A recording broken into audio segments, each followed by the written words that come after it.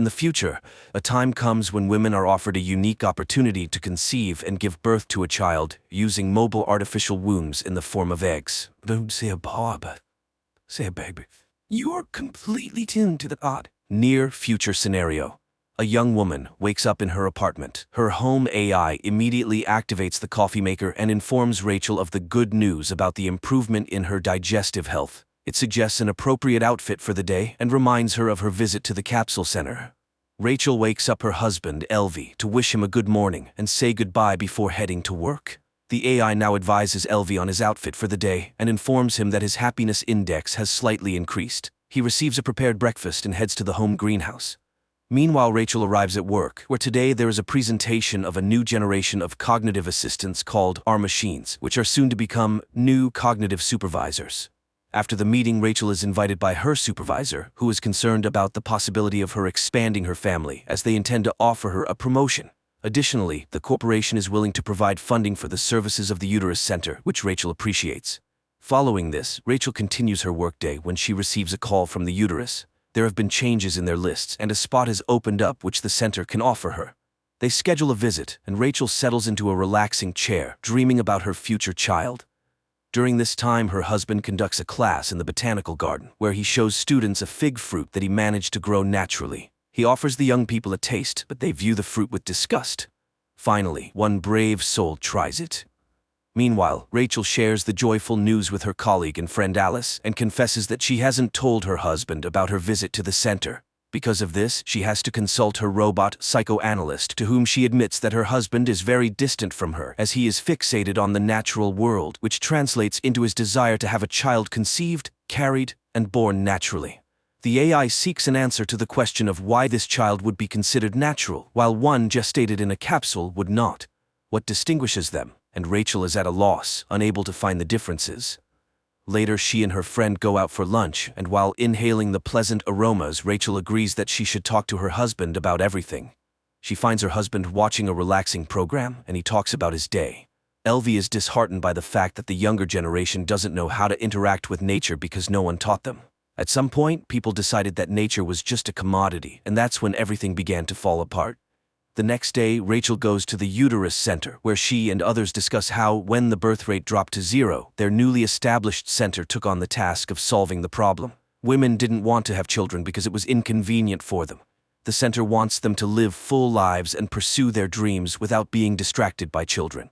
The director of the center, Linda, welcomes the gathering and is ready to share the latest technological advancements. Humans have always managed to control nature, so why shouldn't women take control of childbirth? Linda gives a tour of the center, showing the capsule developed by scientists in which the baby grows. If parents don't have time to interact, they can always play music, audiobooks, or educational podcasts for the baby. Through an app, they can feed the child and monitor its development. One significant advantage is that children in the capsule are not exposed to viruses or toxins. The capsules operate autonomously for 48 hours. The fetus inside can hear everything happening around, so it's advisable for the mother to talk to the baby. After the discussion, Linda reminds Rachel of the need to make a deposit, but Rachel intends to talk to her husband first. Upon returning home, she confesses her intention to Alvy to have a child with the help of the uterus center, which upsets him. Not only did she make such an important decision on her own, but she also went to the center without him. Rachel apologizes, and the couple reconciles. Rachel suggests to Alvy that they talk to Alice and her husband, and the family goes to visit them. Alice enthusiastically discusses the opportunity for women to have a child without experiencing pain, suffering, or body changes. Meanwhile, her husband demonstrates a special belt for carrying the egg capsule, to which Alvy looks quite skeptical. He categorically refuses to hold the capsule. At home, he can't shake the feeling that the egg is made of plastic. Rachel assures him that the child will perceive it as a real maternal womb, but Alvy remains unwavering. It's hard for him to accept that the child will be packaged in plastic. The wife suggests that he visit her robot psychotherapist. Although he initially takes offense at this advice, he eventually decides to go. However, after listening to the AI's advice, the man realizes that they completely misunderstand each other. Upon returning home and discussing the evolution that led humanity to grow children in capsules, he agrees to his wife's proposal because he understands how important it is to her. The next day they go to the center, and although now a child can be made from any material, Rachel announces that Alvy will be the biological father. She allows nature to determine the child's gender. Linda leads them to a room where on a large screen, future parents can witness the moment of conception. Later, they are brought a container with a fertilized zygote so they can admire it. The couple later informs Rachel's parents about the upcoming event. Rachel's father suggests that Alvy sell his countryside house since they never go there, but the man vehemently opposes the idea. While the capsule remains at the center, the future parents continue their usual lives. The day comes when the program connects Rachel to the capsule, and even though nothing can be heard from inside yet, she starts selecting music for the baby. At one point, she tries to see the baby, but she is told that it is kept in complete darkness until 7 weeks. Then one of the capsules sends a signal. It's time for birth. Even though everything is programmed, the baby doesn't always arrive at the appointed time. Soon Rachel starts having strange dreams, which she confides to her psychoanalyst, but the AI convinces her that dreams are unreliable material for analysis. After 6 weeks of pregnancy, when the baby's heartbeat is detectable, Linda allows them to take the capsule home. For the first time, she shows them the baby. On that day, Rachel prepares the kids' room, and Alvy brings an olive tree sapling. However, his wife suggests replacing it with a hologram, and the offended husband takes the tree away, promising to plant it in their countryside house, which Rachel once again suggests selling. She just doesn't understand why they should go somewhere when they have everything for a good life here, but Alvy refuses to raise the child among plastic. The next day, Rachel meets a pregnant woman in the pool who allows her to listen to her baby's movements, filling her with delight. In the evening, she moves the capsule to their bedroom because they want to spend as much time as possible with the future child. However, Alvy feels uncomfortable with intimacy while the baby is present, so they move the capsule to baby's room.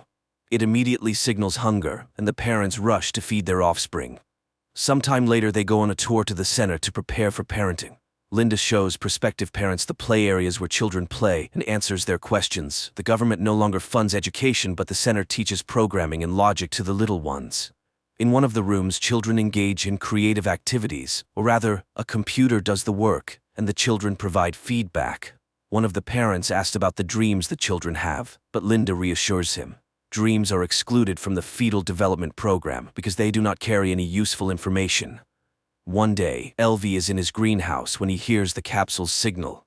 He feeds the baby, but then decides to communicate with it, while Rachel receives a warning about her declining productivity. Her husband is trying on the capsule holder and takes pride in his success. Now he carries the capsule with him, reading books to the baby, posing riddles, showing his plants, and falling asleep beside it. At work, he suggests to the visitors to hug a tree and experience its calming effect on the human mind. His supervisor congratulates him on the upcoming joyful event and suggests replacing the live plants in the greenhouse with holographic images, as growing real trees is too expensive, but Alvy becomes furious and rejects the proposal. At home, the family watches a movie about penguins, and the man starts crying when he learns about the dedication of the birds. Worried, Rachel suggests returning the capsule to the center, as other parents do. That's when Alvy reveals that he brought the capsule to work. Rachel shares this with her colleagues. She is concerned about her husband's close interaction with the egg. However, the women encourage her to be happy about it. After all, the father is immediately bonding with the future child. Rachel continues to have strange dreams, and her pregnant friend reassures her that it's normal for expectant mothers. One day, Rachel dreams of herself with a baby bump, and she enjoys it. The woman also begins to devote all her attention to the capsule, especially after Alvy's mother sent them an old book about the benefits of parental closeness. But this starts to worry Rachel, and the couple goes to a psychoanalyst. Finding a balance is challenging because everything revolves around the child. Rachel is jealous of Alvy because he spends more time with the baby than she does. After all, she is the mother and should feel the baby. After listening to their argument, the AI asks for permission to connect to the capsule because it cannot take sides. The next day, Rachel takes the capsule to work. However, she behaves distractedly, giving the baby too much attention. Alice suggests placing the egg in a specially designated area where other future mothers' capsules are stored because Rachel is becoming a distracting mother. Alice's capsule is kept at the center because it's more convenient for her. In the evening, Rachel, taking the capsule, hurries to the center for a parenting seminar, after which Linda suggests leaving the baby in the incubation area. The family reluctantly complies with the demand. The house becomes empty, and both the husband and wife miss their capsule. One day, Rachel dreams of a seaside where she walks with the baby in her arms. She wakes up in tears and moves Alvy's little tree to the kids' room, surprising her husband. Meanwhile, at work, her boss is not entirely satisfied with her productivity, but Rachel assures her that everything is fine. Later, Linda informs them that the delivery day will be next Wednesday, as deliveries now occur on the 39th week. They can't afford babies being born earlier or later, as the capsules are in high demand. Parents must receive oxytocin, the love hormone, to prepare for the baby's arrival. However, the family shocks the director with a request to allow them to take the capsule home before delivery, even though it goes against the rules. Moreover, important personality development seminars are held every day. Linda suggests they take special tablets to regulate the baby's sleep, which greatly helps parents. The couple leaves, passing through protesting women against the capsules. Suddenly, Alvy returns and, taking advantage of the midwife being occupied with another patient, retrieves his capsule without permission.